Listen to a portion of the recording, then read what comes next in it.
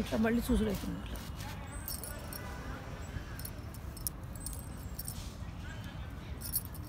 Hi చిన్నారులు, రండి. ఇప్పుడే మీకోసం చూస్తున్నాను. పిల్లలు ఇంకా రాలేదేమిటా అని.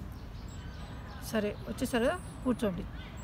నేను ఈరోజు మీకు ఒక జింక కథ చెప్తాను. ఆ జింకకి ఏం పేరంటే అబద్ధాల జింక. అది చిన్న జింక కనుక కొంచెం కొన్ని కొంటి పనులు చేస్తుంటుంది. అయితే ఆ జింక ఒక అడవిలో అన్ని రకాల జంతువులు కలిసి తిరుగుతుంటాయి. బల్లూకము, గుర్రము, ఏనుగు, నక్క, జింక, ఇంకా మిగతా జంతువులన్నీ కూడా కలిసి తిరుగుతుంటాయి.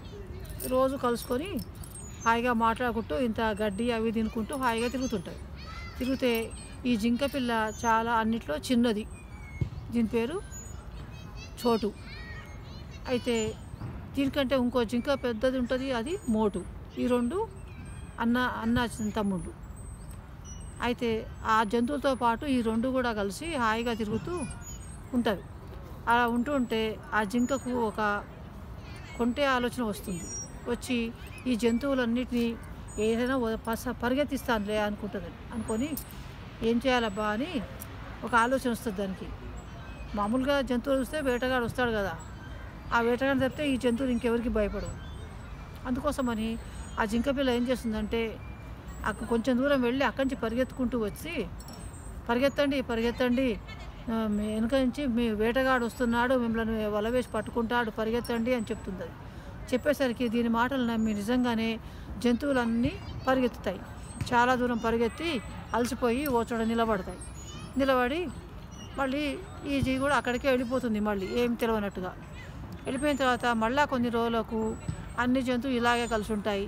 మళ్ళీ రెండోసారి కూడా ఈ జింక పిల్లకు కొంచెము కొంటె బుద్ధితోటి మళ్ళీ ఒకసారి ఈ జంతువులన్నీ పరిగెత్తిస్తాను, నేను చిన్నదాయినైనా పెద్దవాళ్ళందరినీ పరిగెత్తిస్తున్నాను కదా అని గొప్పగా అనుకొని ఆ జంతువులకి మళ్ళా వేటగాడు వచ్చేస్తున్నాడు, పరిగెత్తండి అని మళ్ళీ చెప్తుంది.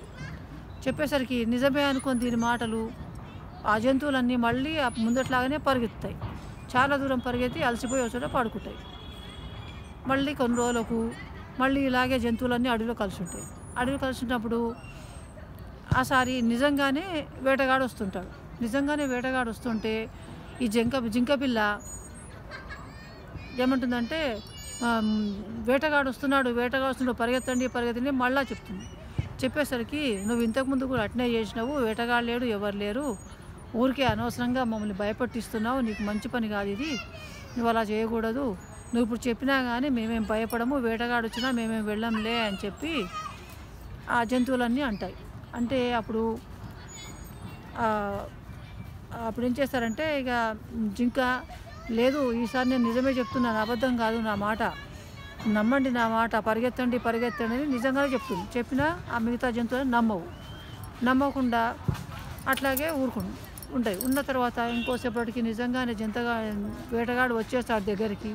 ఓ చోట వల పన్ని పక్కన దాక్కుండేసరికి ఆ మిగతా జంతువులన్నీ ఏం చేస్తావంటే గడ్డి తినుకుంటూ అవి చేసుకుంటూ పక్కకి వెళ్ళి వేరే దూరంగా వెళ్ళిపోతావు. అవన్నీ వెళ్ళిపోతాయి. ఈ చోటు మోటు మాత్రము ఇంకా ఒక పక్క నుంచి వెళ్ళిపోతూ ఒక చెట్టు కింద వేటగాడు వల వేసి ఉంచుతాడు.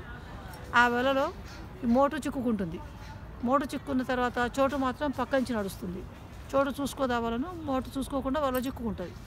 చిక్కున్న తర్వాత ఇంకా ఆ వేటగాడు రాకముందే నేను ఈ వలలో చిక్కుకున్నాను, నన్ను విడిపించు అని చెప్పి ఆ మోటు చోటుకు చెప్తుంది.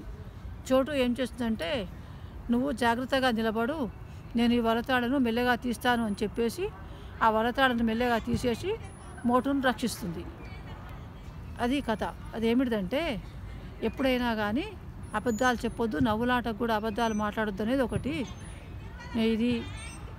దీనికి జింకకి ఏమొచ్చింది, చిన్నపిల్లకు పేరు అబద్ధాలు 2-3 సార్లు చెప్పింది కనుక దానికి అబద్ధాలు ఆడే జింక అని పేరు వచ్చింది దానికి. కానీ పిల్లలు మీరెవరైనా సరే అల్లరికైనా నవ్వులాటకైనా ఏ దానికైనా సరే అబద్ధం చెప్పకపోవడం మంచి మాట. అబద్ధాలు చెప్పడం మానేయాలి. అబద్ధాలు ఎప్పుడూ మాట్లాడకూడదు. మీ టీచర్లకు కానీ అమ్మా నాన్నకు కానీ మీ ఫ్రెండ్స్కి కానీ ఎవరికి కూడా అబద్ధం చెప్పకూడదు. బాయ్.